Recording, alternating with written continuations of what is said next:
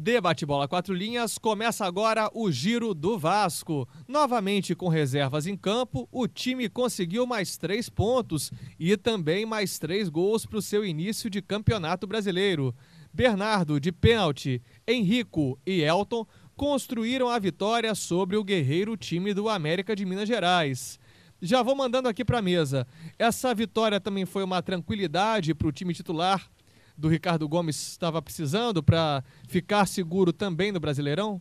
Olha, ô Vinícius, essa vitória aí demonstra que o elenco do Vasco vai se encorpando aos pouquinhos, né? Porque, tudo bem, é contra o América Mineiro, um time de qualidade teoricamente um pouco inferior. Mas é aquela tal história, né? São 3 pontos, uma vitória de 3-0, que é uma vitória cujo placar já fala por si só, né? E o Vasco vai 2 jogos e 2 vitórias, né? Então, exatamente. E esse fato é ainda mais relevante quando a gente fala aí que é um time reserva, né? Sim, contra um time titular. Contra um time titular, pois é, dessa vez, né? Porque da outra vez contra o Ceará era um time reserva. E olhando bem a tabela aqui, o Vasco só não tem o ataque mais positivo porque o Flamengo marcou 7 gols. O Vasco e o Atlético Mineiro marcaram 6. Então, quer dizer, e o Vasco é uma das defesas menos vazadas, né? Tomou apenas 1. Só perde para o São Paulo, né? Que não tomou nenhum. Agora vem cá, eu posso levantar mais uma polêmicazinha também aqui por baixo? Pode. Manda, Quaresma. Vocês acham que quando entrar o time titular, suponhamos que o Vasco não tenha o mesmo desempenho, o Vasco não corre o risco da torcida também começar a ter que pedir esse time reserva para entrar em campo? Olha, é meio complicado isso, né? Porque quando entrar um time titular, corre o risco de entrar campeão da Copa do Brasil, né? Então, aí eu não sei, porque o que acontece? Normalmente, o time campeão da Copa do Brasil, ele dá uma relaxada no Campeonato Brasileiro, né?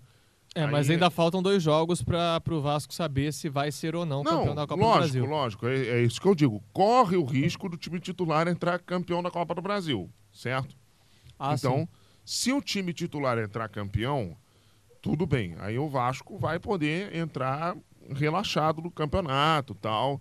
É apenas uma questão de fugir do rebaixamento até o final e pronto, né? Agora, se o time titular entrar vice-campeão, aí, meu amigo, a panela de São Januário vai esquentar, né? O caldeirão vai ferver. O caldeirão vai ferver, literalmente. Com certeza. Se o time titular não entrar no mesmo nível que os reservas. Mas né? é isso que eu tô falando. Eu particularmente ficaria muito preocupado se o time reserva deixasse 100% de aproveitamento para o Vasco e suponhamos que o Vasco fosse campeão brasileiro, a marcação em cima dos vascaínos seria muito mais dura. E essa cobrança também, porque seria um time atual campeão da Copa do Brasil e que iria disputar a Taça Libertadores de 2012. E caso o Vasco não tenha o mesmo desempenho, na minha visão, corre o risco da torcida pedir o time reserva. Não, corre esse risco, corre. Mas que teoricamente a cobrança vai ser menor, vai. Entendeu? Justamente por causa disso. Acho que isso também, essa tranquilidade, essa serenidade acontece por isso. É o time reserva. Lógico. Se empatou, perdeu, é o time reserva. Agora o que me chama a atenção é o seguinte, boa parte do elenco do Vasco é o mesmo do início do ano. O que mudou tanto no time? Mudou o aspecto da confiança, né, Vinícius? E o comando? E o comando que agora tem. Ricardo Gomes. Agora tem né, que é o Ricardo Gomes. Já não tem mais o Carlos Alberto, né? Que quando se tem o Carlos Alberto, meu Deus do céu, né? Que, aliás, é bastante curioso isso, né? Esse Carlos Alberto, o time que ele passa, ele consegue arrumar confusão. É impressionante. Verdade. O time que ele passa precisa sempre de uma UPP lá dentro, né? Porque realmente... Aliás, o Bahia daqui a pouco vai precisar de uma UPP urgente, né? Porque vai ter o Jobson, Carlos Alberto, Souza e o Ricardinho, né? Que maldade, Que hein? maldade, hein? Não, maldade não. Os 4 costumam brigar por onde passam, né? Então, Só o faltou Bahia... aquele tal de Valdiran. Se lembra do Valdiran. Valdiran? Valdiran, rapaz. Só faltou o Valdiran. O Valdiran tá jogando no River Plate de Sergipe, né? Nossa. Fim de carreira brabo, É. hein? Agora, Aliás, você sabe quem é o treinador do Penarol do Amazonas? manda. O Idemar, que jogou no Flamengo. Cabeça de área? O cabeça de área é o Idemar. E, aliás, o Nossa. Idemar andou pedindo aí pra torcida do Flamengo apoiar o Penarol do É Amazonas. Penarol ou então Penharol? Penarol. Penarol. É sem o tio. Que É. isso. Agora, voltando a falar do jogo do Vasco, destaque para o Jefferson. Achei que o Jefferson me chamou muita atenção porque ele chamou a responsabilidade para ele, mesmo quando o Bernardo não estava. O Bernardo foi sacado no intervalo, entrou o Henrico no lugar. O Jefferson foi, chamou responsabilidade para ele e foi para cima. E fez um passe muito bonito para um gol do Henrico, né? Pro segundo gol, né? E o Bernardo fez o primeiro, né? De pênalti. Isso. E o Henrico, que entrou no lugar dele, fez o segundo. Bernardo não seria um semi-titular em campo? Seria o 12º jogador, né? É, tanto que ele foi poupado, acho que provavelmente para a Copa do Brasil. Para a primeira da final, né? Eu Uhum. acho que sim, né? Eu acho que sim, porque o Bernardo é um jogador muito bom, né? Que precisa ser lapidado ainda, né? Que ainda Com é calma muito ainda, jovem. Com calma também, né? Com É. calma, lógico. Do lado do América a gente viu muita pressão, o Fernando Praz fazendo algumas defesas importantes e difíceis, e o Rodriguinho, Eliandro e Fábio Júnior, aí mais tarde entrou o Kempes e o Alessandro. Aliás, o América tem um cantor, né? O Fábio Júnior. E o Mário Kempes, né? É O verdade. grande artilheiro da Copa de Cheio 78, de celebridades né? ali no América Ah, de Mineiro. celebridade. O Rodriguinho não é nome de um pagodeiro? É, o Rodriguinho dos Morenos, né? Então, mais um, olha, uma celebridade atrás da outra na Com América de certeza. Minas. E eu acho que o América sentiu muito, assim, aproveitou muito a lentidão do Fernando. O Fernando, depois de muito tempo, voltou a ser titular do Vasco. E principalmente o desentrosamento dele com o zagueiro, o Jomar. Foi bem de novo, Jomar? O Jomar eu achei um pouco mais inseguro hoje, principalmente por causa Né? Ontem, por causa do companheiro dele, o Fernando, que era muito mais lento. Às vezes o Jomar tinha que jogar pelos dois. O problema é que o Fernando já não é seguro por natureza, né? Vamos combinar isso? Ah, sim. E ainda mais depois de uma longa inatividade, né? Então, meu amigo, o Jomar realmente teve que compensar tudo, né? Tudo nas costas dele. Coitado. Agora, o que chamou a atenção também é que o Vasco estava sempre quando fazia os gols, assim, parecia que ele dava o bote. Porque, por exemplo, o América tentou uma atrás da outra nos primeiros 5, 10 minutos. Na primeira chance de ataque, o Vasco teve um pênalti marcado sobre o Leandro Carafeia. E aí o Bernardo foi na cobrança. Leandro Carafeia, mas futebol bonito ontem ou não? Nem um pouco. Ah, normal. O de sempre. Normal. O de sempre. É o de sempre, né, pro Leandro? Aí no início do segundo tempo teve o gol do Henrico, né? 2 minutos, esfriando os ânimos do América. E quando o América foi de vez pro ataque, inclusive quando estava jogando com 10, o Vasco foi no contra-ataque. Uma boa jogada do o Misael que veio do Ceará. Bom jogador também. Misael, rapaz. A volta dos que não foram. Misael. Ele e o Leandro, né? Principalmente o Misael, Mas né? chegou um certo ponto que o Vasco jogou de 4-3-3, não? Chegou um pouco. Isso também não serve ao Vasco perder essa mania, às vezes, de ficar jogando com 4-5-1. Ah, eu acho que sim. Eu acho que, Concordo. inclusive, o Vasco, Quaresma, está correndo um pouco o risco de, se o Éder Luiz jogar ou não, entrar o Bernardo no lugar dele. E aí E o botar Bernardo o Diego não é atacante. Souza lá pra frente. Exatamente. Não, botar o Bernardo de segundo atacante. Segundo atacante, o Bernardo. E aí... Porque agora o Vasco tem que ver o seguinte, ele tá pegando muito meio campo de qualidade e tá esquecendo o ataque. É verdade. Também acho. Porque ele vai ter Juninho Pernambucano que dispensa comentário. Esse daí, pra mim, é o tipo de jogador excepcional, um gênio. Pra mim, ele é gênio. Craque. Independente Craque da pra idade. gênio.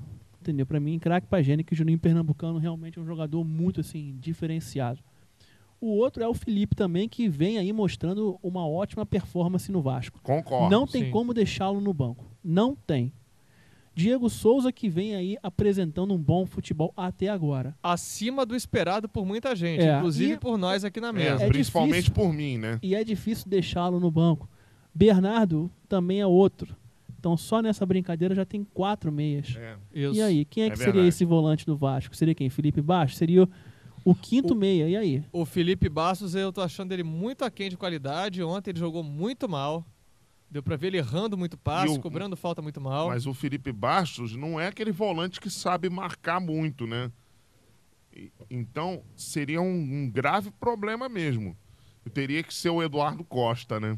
Eduardo Costa, rei da butinada. É verdade. Aí Aí é complicado. é complicado, né? Porque é isso que eu tô dizendo. O Vasco tá correndo esse risco de ter 4 jogadores meias atacantes, que é o caso desses 4 jogadores, a não ser que consiga recuar o Diego Souza para ter que fazer Que eu acho função uma de segundo temeridade. volante. O que eu acho uma temeridade.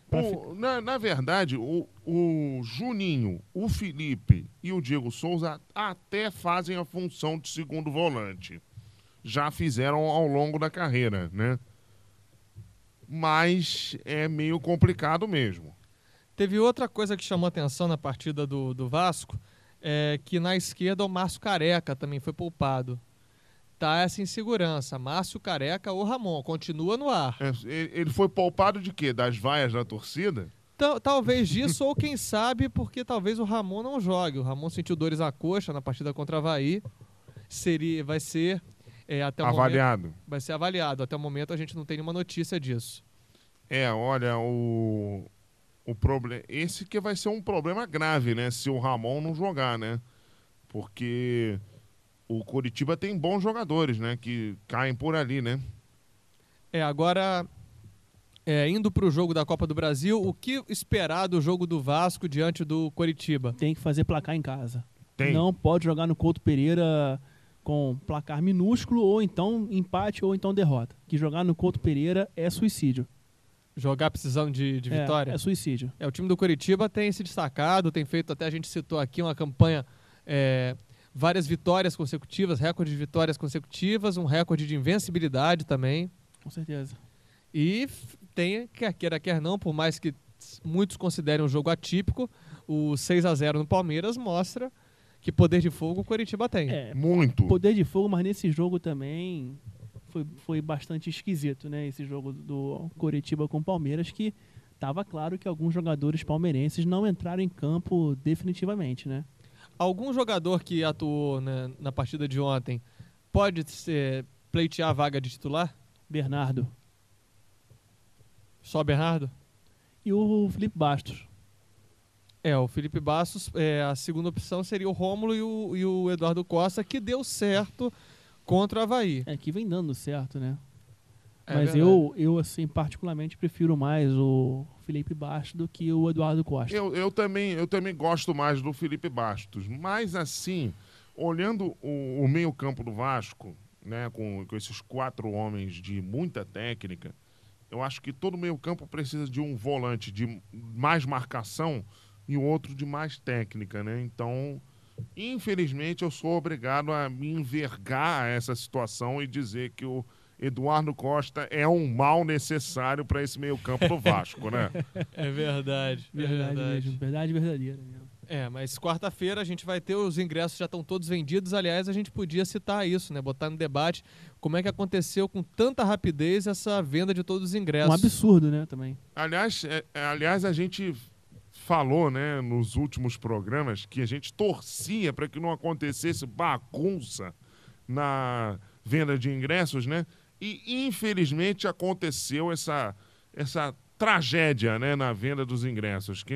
Isso é uma bagunça inacreditável, inaceitável o que aconteceu, esse desrespeito com o torcedor do Vasco, entendeu? Na hora da venda dos ingressos. Só deixando claro, a gente teve primeiro a venda para sócios na sexta-feira. Lógico, aí tudo bem, vender para sócios, tudo bem. Aí né? na madrugada de sexta para sábado começou à meia-noite a venda pela internet e ela acabou em 1h40. Lógico, porque se você vende pela internet, você vende muito mais rápido, né?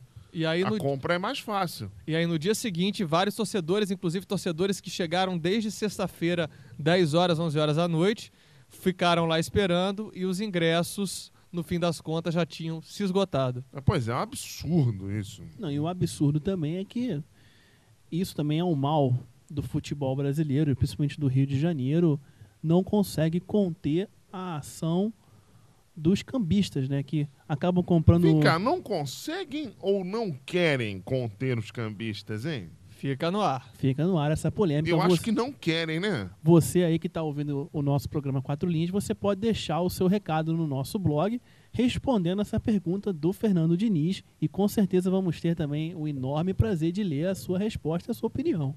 Claro, com certeza. O Giro do Vasco vai chegando ao fim, mas ainda há tempo para o recado final de nossos comentaristas. Fernando Quaresma. E o meu recado final vai ficar por conta do Bernardo, que vem mostrando que é uma joia do Vasco e tem que ser lapidado com calma, até para não queimar um grande jogador que vem aí surgindo em São Januário. Será que ele dura muito tempo em São Januário? Tomara que sim, né? Que se ele não durar, vai ser uma perda muito grande, até porque Felipe já tem uma idade avançada, Juninho Pernambucano também, Diego Souza é uma incógnita, até saber se ele vai fazer alguma coisa de mal para o Vasco ou não, porque já teve alguns programas passados de 2010 que nós dissemos que aonde Diego Souza passa, ele sempre também arruma um pouco de confusão. É um pouco preocupante isso. Bastante preocupante. Então, o Bernardo, com calma, tem que ser lapidado, tem que segurar esse jogador com unhas e dentes no Vasco. Fernando Diniz, seu recado final. Bom, meu recado final é que, independentemente da bagunça que houve, né, na venda dos ingressos, enfim, torcida do Vasco, vá a São Januário, apoie o time, porque o jogo vai ser duro, vai ser complicado, entendeu? O Curitiba é um time muito bom, tecnicamente falando, entendeu? Não chegou na final à toa, nem um pouco, entendeu? Não tá ali para brincadeira o Curitiba, o Vasco também não tá, entendeu? Vale uma vaga na Libertadores, competição para a qual o Vasco não vai já há muito tempo. Há 10 anos. Há 10 anos, pois é. Então, a torcida do Vasco tem que ir. E olha, é bom o Vasco fazer um bom resultado aqui, porque senão jogar lá no Couto Pereira vai ser dificílimo, porque o Coritiba tem jogado muito bem, principalmente lá no Couto Pereira. É verdade. No meu recado final fica a esperança de que a serenidade dos reservas do Vasco sirva de exemplo para os titulares nesse primeiro e também no segundo jogo da final da Copa do Brasil. O Debate Bola 4 Linhas tem o apoio da Faculdade Unicarioca, Unidades Rio Comprido, Jacarepaguá, Meier, Bento Ribeiro, Centro e o Projeto de Três Rios.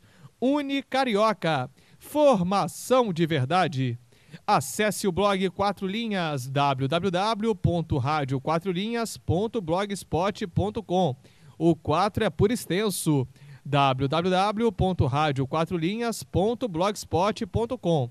4 Linhas, a comunicação está no ar.